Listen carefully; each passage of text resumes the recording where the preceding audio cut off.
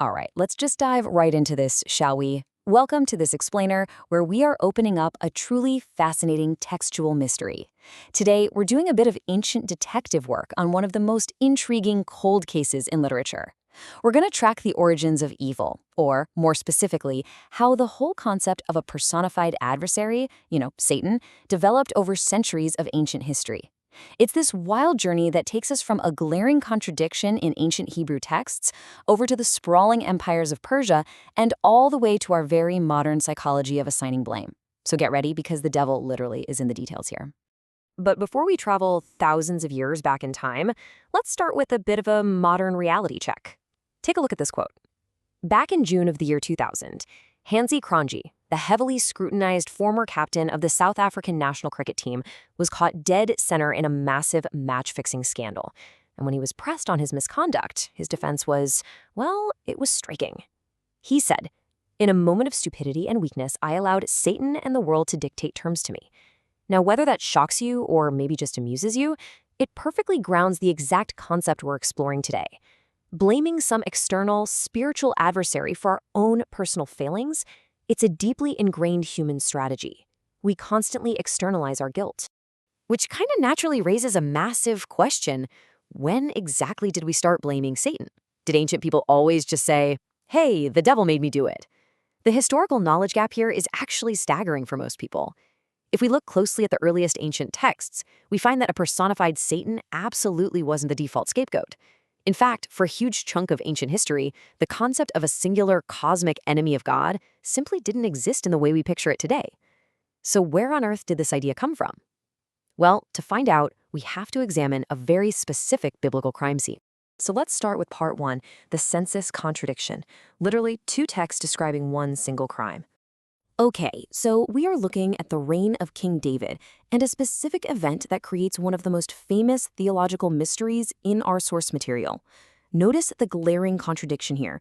We have 2 completely different historical accounts of the exact same event, King David ordering a census of his military troops. On the left, we have 2 Samuel 24:1, which was written earlier, and it says, "Again the anger of the Lord burned against Israel, and he incited David against them." But then, on the right, look at 1 Chronicles 21:1, written much later. "Satan stood up against Israel and moved David to number Israel." Same crime, same king, but the instigator completely flips from God to Satan. I mean, how does that even happen? Well, before we can solve who instigated it, we really need to understand the motive. Why was taking a census such a huge deal anyway? It wasn't just some harmless population survey. As you can guess, this was effectively a military draft. David's own commander, Joab, fiercely warned him not to do it, but David pushed forward anyway, out of arrogant pride and ambition. He wanted to measure his own worldly military might, rather than just trusting in God's promises. Plus, in the ancient mindset, you only had the right to count what belonged to you, and Israel belonged to God, not David, so this was a massive act of presumption. All right, part 2, the Persian Connection. We're zooming way out to look at the ancient empire. Okay, so David's guilty, for sure. But who actually pushed him to do it? To answer that, we have to abruptly shift our focus from this microscopic textual analysis out to the macroscopic socio-political landscape of the ancient Near East. This timeline brilliantly illustrates the evolution of this whole adversary concept across different eras of history. Our sources show us that in earlier, pre-exilic texts, a sovereign god was viewed as responsible for absolutely everything, the good and the calamity. But then, the people of Israel were exiled. They spent centuries living under the massive Persian Empire. Over time, Persian concepts of cosmic dualism and heavenly intermediaries started rubbing off on Jewish thought. That eventually bleeds into the Second Temple era's focus on demons, finally culminating in the New Testament's fully personified ruler of darkness. But let's pause for a second and look at the actual word used in 1 Chronicles. The word is Satan. Now, in Hebrew, this is simply a noun, meaning an adversary, an opposer, or an accuser. And here is the absolutely crucial part. In the original Hebrew of 1 Chronicles 21:1, it's used without the definite article. It doesn't say the Satan as a proper name. Modern scholars argue that the author, who we call the Chronicler, likely just used Satan here as a common noun for a heavenly or earthly adversary. It wasn't the fully developed, pitchfork-wielding proper name that pops into our heads today. Let's look a little closer at that Persian influence to see how this evolved. Step 1. In the Persian Achaemenid Empire, Ahura Mazda was worshipped as the primary good deity. Step 2. Over time, the Persians elevated these intermediary deities, like the sun god Mithra, to handle very specific cosmic functions. Step 3.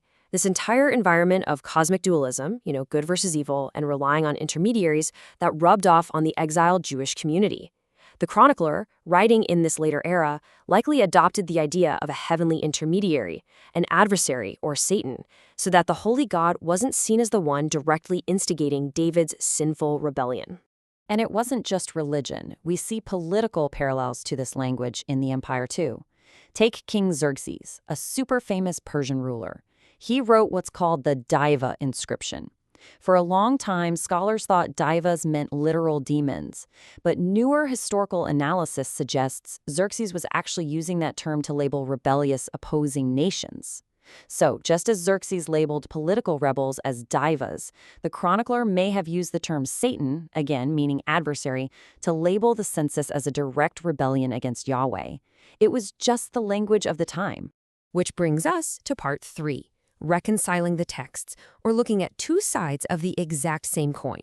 So, if 2 Samuel says God did it, and 1 Chronicles says a Satan did it, how do we actually solve the contradiction? The crucial point is how we synthesize the two texts by looking at their motives, which we can compare right here side by side. God's motive was benevolent discipline. He wanted to test David's faith, reveal the hidden pride in the king's heart, and ultimately humble the nation for their own growth.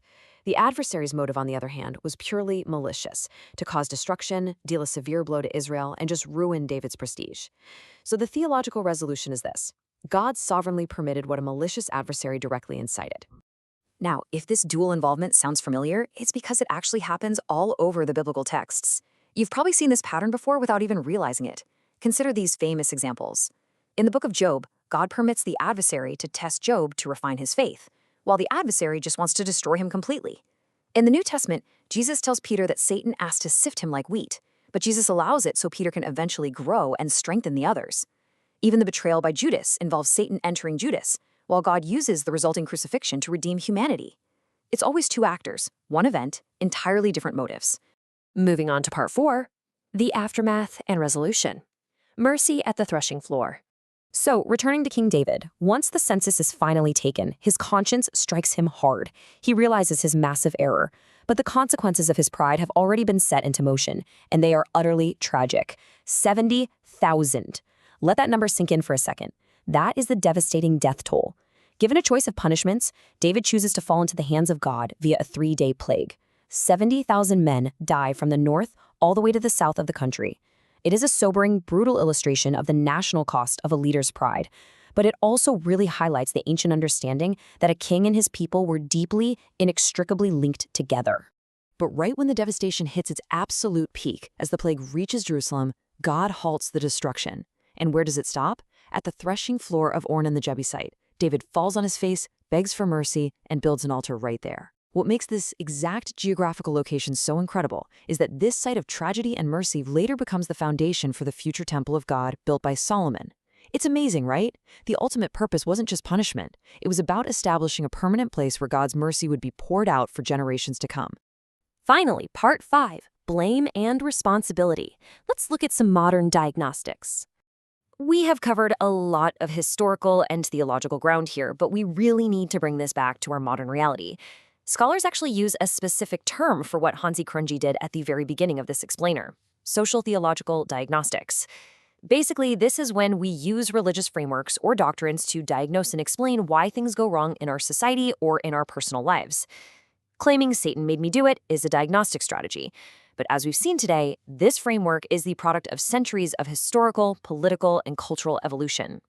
It was a way for ancient writers to externalize evil so they could make sense of their suffering under foreign empires. And, honestly, we still use it today to avoid taking personal responsibility for our own actions. Which leaves us with this final, really provocative thought to consider. If our very understanding of an external adversary, of a Satan figure, evolved heavily from ancient political history and shifting empires, where does the buck truly stop when we fail? When you or I give in to pride or ambition or greed, is it an invisible cosmic enemy dictating terms to us, or is it simply the reflection in the mirror? It's a question that challenges not just how we read ancient texts, but how we diagnose the evil in our own hearts today. Thanks so much for joining me on this explainer, and keep questioning the details.